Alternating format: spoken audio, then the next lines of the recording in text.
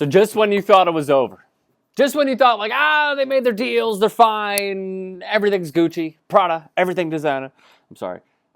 The Cleveland Cavaliers are not done. They have now turned Derrick Rose, Iman Shumpert, and Jay Crowder, all guys that were completely struggling, injured, or just wanted to take a mental break away from the team, or collectively, aside from Shump, who's been injured, were not happy with the way that the team was going and were relegated to the bench.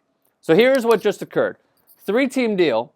The Cleveland Cavaliers get Rodney Hood, who I have said is going to get traded. He hinted, I believe, a few days ago that he was thinking that he was going to get dealt. A player that I like. His defense isn't as good as we make him out to be. It's a big problem with the media where we think, he's 6'8" and he's lengthy. He's good at defense.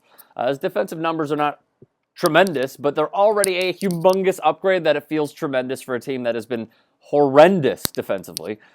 George Hill, who they're getting, who apparently was the most coveted prize that the Cleveland Cavaliers wanted.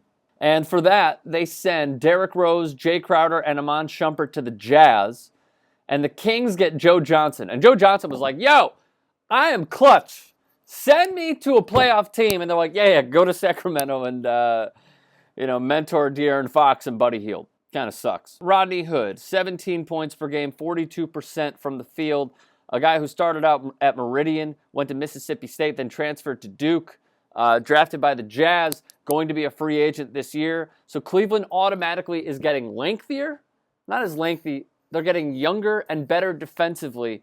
Jay Crowder did not fit into this equation at all. George Hill, 47% from the field, 45% from three. So you're getting a trustworthy player who is not going to take the air out of the basketball. It seems like what the Cavs wanted most was to get all these bad players that didn't fit into the system that they wanted, which is the LeBron system, and try and get guys that are just going to buy in, that are going to play defensively, that are not going to have some sort of egotistical nature of it's like, if I'm not playing, if I'm not having the ball in my hands and I'm not starting, I'm not playing to the best of my abilities. I'm not saying they're phoning it in, but I am saying if you're watching any of the tape, strictly from a defensive perspective, those guys like Jay Crowder and Derrick Rose, Dwayne Wade also just got shipped recently, definitely looks his age. So he goes back to Miami. The Cleveland Cavaliers get a second-round pick in return. This is a breath of fresh air for the Cleveland Cavaliers who need young blood, try to secure some sort of future for the insurance of keeping the Brooklyn pick, and if LeBron leaves, you automatically have younger players. So now the Cleveland Cavaliers roster looks like this. You can rotate the two, but I believe they're going to start George Hill, bring Jordan Clarkson off the bench. At the 2, J.R. Smith and Rodney Hood.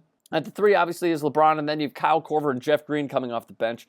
At the 4 is Kevin Love once he's fully healthy from his broken hand, recovering from his broken hand. And 5th, Tristan Thompson and Larry Nance Jr. This is automatically a better roster than what they had going into the NBA trade deadline. I applaud Kobe Altman. I give no credit whatsoever to Dan Gilbert. I don't care if he had any doing in these deals. He has screwed the Cleveland Cavaliers by not saying, LeBron, I want you here, trying to have some sort of functioning relationship with his employee in LeBron James.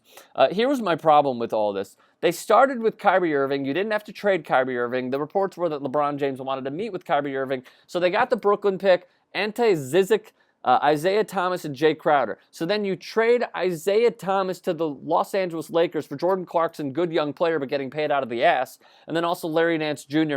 You have to give up your own first-round pick.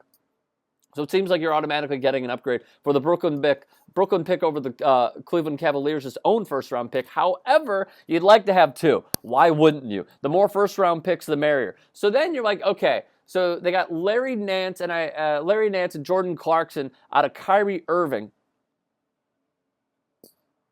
No, it doesn't work for me.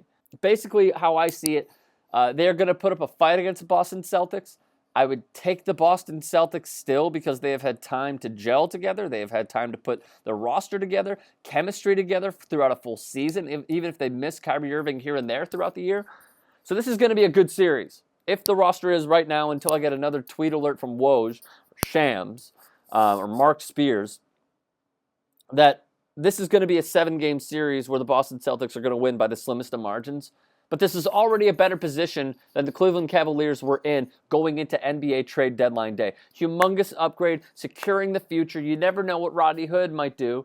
If he decides to just become a free agent and not stick with the Cleveland Cavaliers, yeah, maybe you lose a little bit, but you're already getting a better mentality going into the final quarter of the season, quarter and a half or whatever the hell it is. Let us know your thoughts. Comment section below. Subscribe to 2ID Sports. We got more coming today.